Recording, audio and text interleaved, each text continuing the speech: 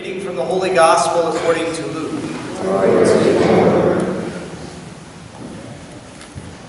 The rulers sneered at Jesus and said, "He saved others, let him save himself, if he is the chosen one, the Christ of God."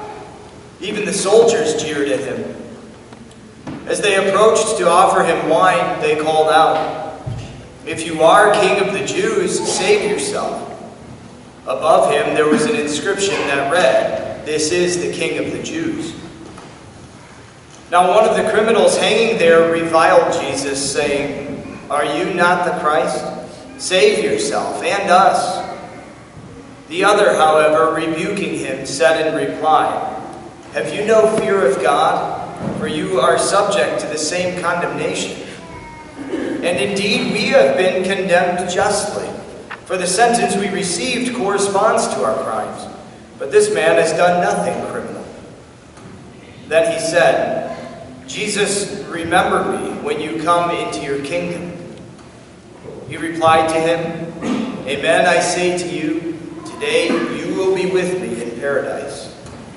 The Gospel of the Lord. Well, I don't know how I got here, but I just realized how I'm going to celebrate Jesus Christ, King of the universe.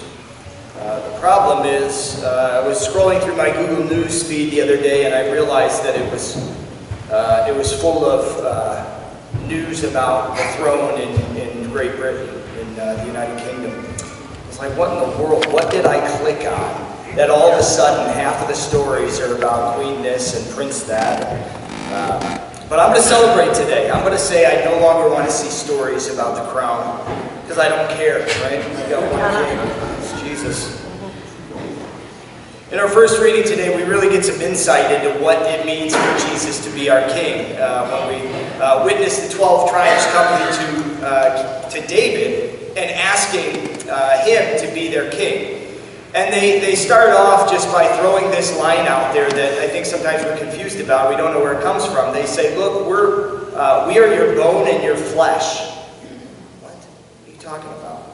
Well, there's echoes of the second chapter of Genesis in that. When you think back to Adam in the second creation story, Adam's there and God is creating everything else around him.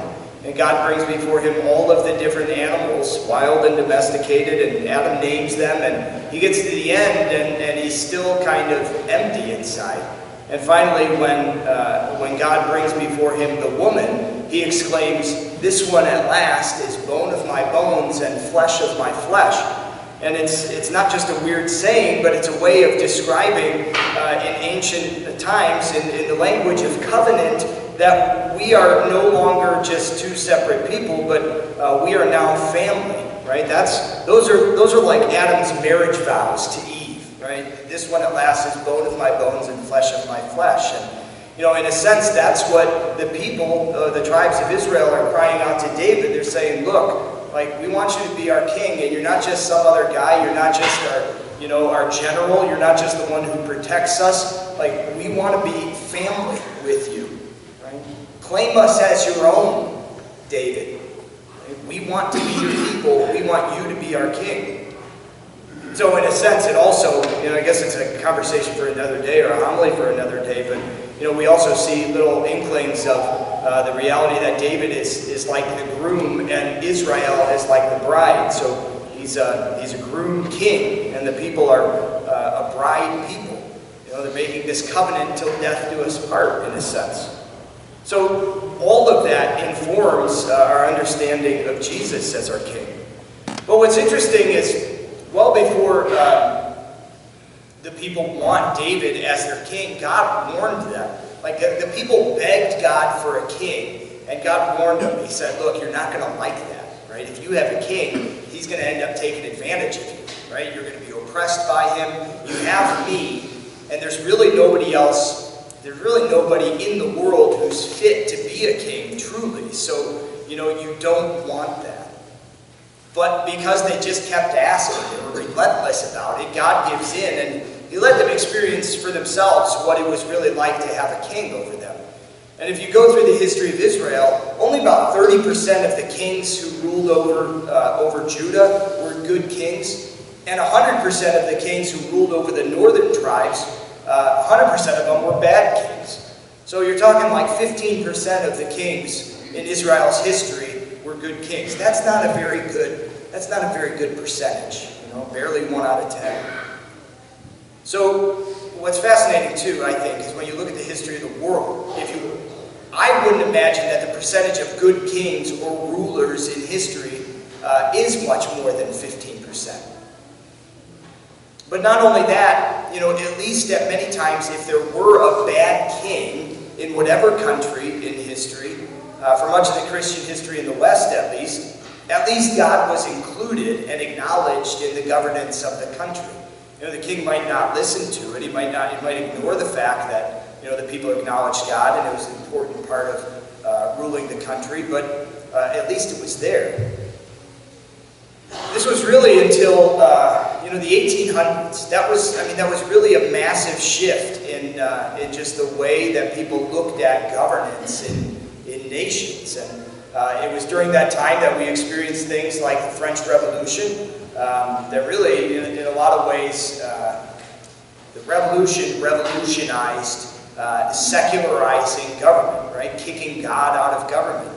But at the same time, you had the rise of communism and socialism, and think too to areas that experienced the culture conf, and others too. It was really in the 1800s that there was a dramatic shift in the way that nations were governed. No longer in some places was there even an implied understanding of the need to look to God for guidance. It was more of a sense of, well, we'll do what we see fit. But the failure of governments to attain, that which is truly the common good in the modern world wasn't a failure on God's part. Right? God wasn't at fault there. It was a failure on the part of humanity to fully live out and integrate the truth of Jesus Christ into the whole of whatever society that person was a part of.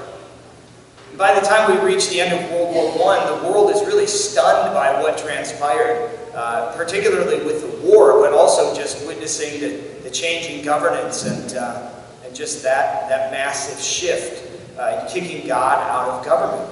But the world generally was continuing on the same path. It didn't, the horror of World War I didn't change too many people's approach to the situation. So that's really what prompted Pope Pius XI to institute this feast of Jesus Christ, the King of the universe. A reminder that He is the one true King over all creation. And while we may have leaders in the world carrying out powers to rule, Jesus needs to be the one to whom we submit above all rulers.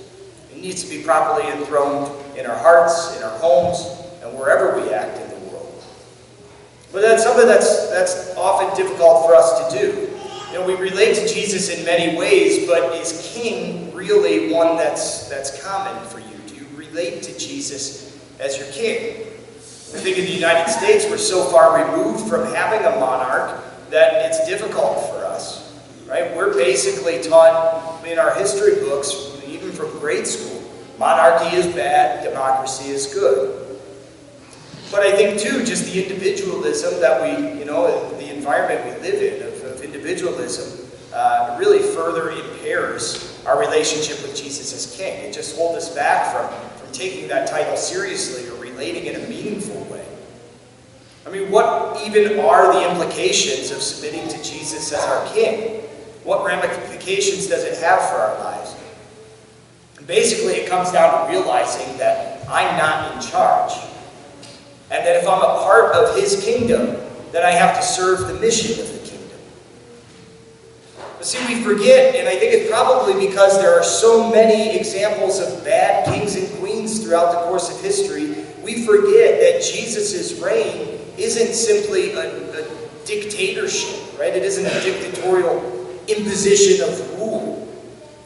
Jesus' reign is an invitation to experience new and liberating, fulfilled and joyful life in the kingdom that we were made for.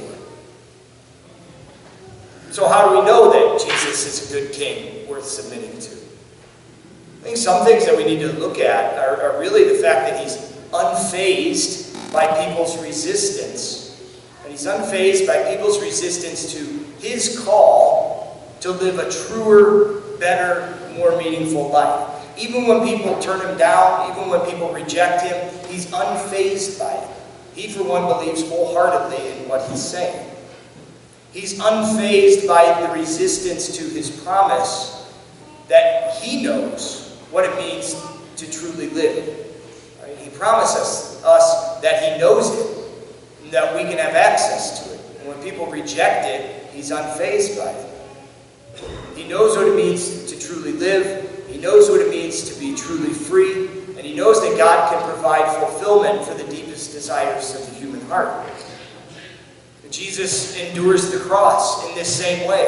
Unfazed by the resistance of the people, he endures the cross, proving he's willing to suffer to bring about the reign of his kingdom. He's willing to suffer, proving how much he longs for us to be a part of that kingdom, to be a part of that reign. I think sometimes we have this feeling that, in being brought into Jesus' kingdom, it's almost like we're being kidnapped, held against our will into that kingdom.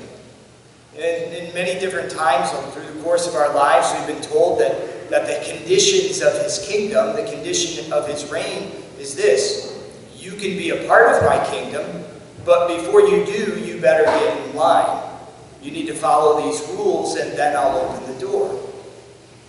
Certainly, morality is a part of living in God's kingdom, but it's deeper than that. Jesus is constantly asking people he encounters in the Gospels, what do you want? The blind man wants to see. The disciples want to see God. The woman at the well wants to have her thirst quenched. And Jesus promises that in his kingdom, she'll never thirst again. The deepest desires of her heart will be fulfilled in him. So it's a lie to think that Jesus captures us and takes us as a prisoner of war. It's more like we had been kidnapped by the enemy. And when we stay too long with the enemy, seriously, like we develop Stockholm syndrome. And we develop an alliance with our captor, and we think that, it's good to be there. It's good to be hanging out with the enemy. Jesus goes to the cross, which is his throne, to pay the ransom to get us back from the enemy, to bring us back into his kingdom. He's gone out and ransomed every person stuck in another kingdom, so that we can have the freedom to come to him. But he still doesn't impose his rule on us.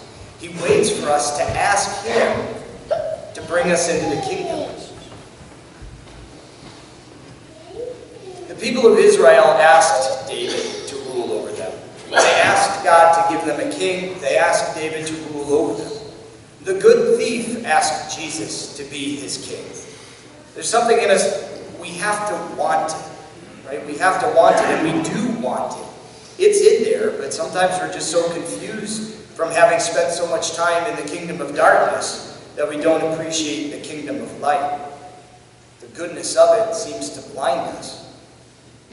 Sometimes it's only when we get to a point of despair or helplessness, like the good thief on the cross, that we recognize that we really do want to be a part of Jesus' kingdom. So I'd invite you today to really, I'm going to pray a prayer, right? And you can make it your own. And really take the opportunity on this feast of Jesus Christ, King of the universe, to allow him to be enthroned on your hearts. To ask him to reign over you, right? To be the king that he's promised to be, right? And we might really truly experience the joy and fulfillment, the peace and freedom of the kingdom that he's promised to us. So Jesus, I've been living in a kingdom at times that's not of you, the kingdom of this world. I've even been ruling over different kingdoms in this life, but I've been unsatisfied. You make some big promises, Jesus. I might be skeptical at times if I haven't experienced the taste of the joy and freedom you promise. But Jesus, today I invite you to be the Lord of my life. I give you the throne of my heart. Rule over my family, my work, my sphere of influence. Not in the domineering way that we often expect from a king, but inviting me to the truth and fulfillment of life as you have promised. Jesus, remember me when you come into your kingdom.